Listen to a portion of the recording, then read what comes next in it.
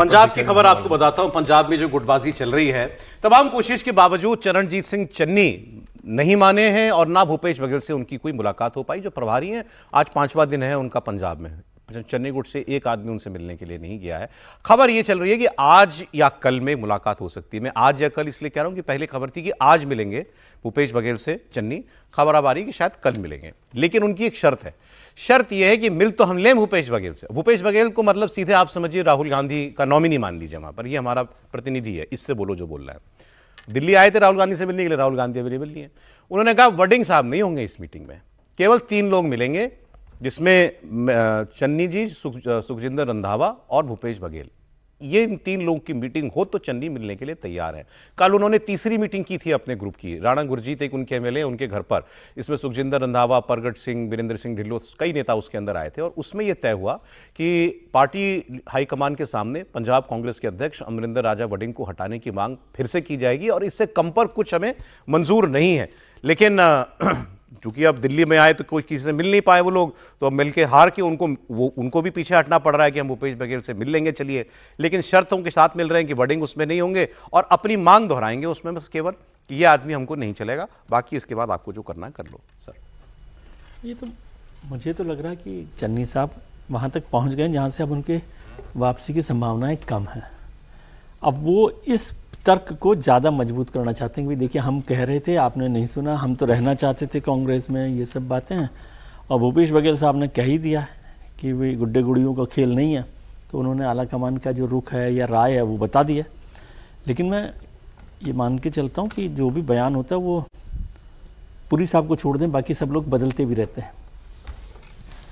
पुरी में सोच में पड़ गया, कौन सी पुरी कहा? हरदीप पुरी साहब, मतलब और लोग राजनीति में बदलते भी रहते हैं स्थितियों के हिसाब से, तो कोई ज़रूरी नहीं है कि बघेल साहब जो कह रहे हैं वो ना हो जाएगा। लेकिन फिर भी मुझे लगता है चरणजीत सिंह चन्नी साहब को रास्ता दूसरा दिख गया है। कई बार होता है ना, सड़क भी मिली हुई है लेकिन दूसरा एक अच्छा एक्सप्रेस वे मिल गया है। नहीं, आप कल से बयान देखिए, सब वो चन्नी का तो नहीं आया स्टेटमेंट, सुखजिंदर रंधावा, परगट सिंह, ये लोग अब इस लाइन पर भी आ गए हैं कि है हम सब कांग्रेस के ही सिपाही। हाँ, तो वो अंतिम समय तक तो कहने का मतलब होता है कि वो ये इसको पूरा पक्का करना चाहते हैं कि आप किसी प्रोग्राम में ना कहें भी देखो हम तो कोशिश कर रहे थे, आप नहीं माने, लेकिन आप खड़े तो इधर ही है ना। क्या आपको ये संभावना लग रही है आप कांग्रेस ही हैं तो फिर कांग्रेस को तो कांग्रेस के तरीके से रहना पड़ेगा ना। किसी घर में आप रहना चाहते हैं तो उसके नियम से चलेंगे ना। ठीक है, ये तो ऋतुपत बनर्जी को भी समझ में आ गया। हाँ सर। नहीं, देखिए आज उनका एक पूरा इंटरव्यू, लंबा चौड़ा इंटरव्यू भी छपा है एक अखबार में भूपेश बघेल जी का, और अंग्रेजी का अखबार का वो मैं इंटरव्यू पढ़ रहा था, देख रहा था। उसमें उन्होंने बहुत साफ कह दिया है, उनको राय दी गई है कि यदि चन्नी जिस दूरी उन्होंने तय कर ली है वो ब्लैकमेल करना चाहते हैं केंद्र को, और राहुल गांधी का मैंडेट है कि ब्लैकमेल नहीं होना है उनसे। उनको कहा जाएगा, भरसक के प्रयास किया जाएगा कि वो कांग्रेस के अंदर रहें, और जो प्रदेश अध्यक्ष है उसको नहीं बदला जाएगा।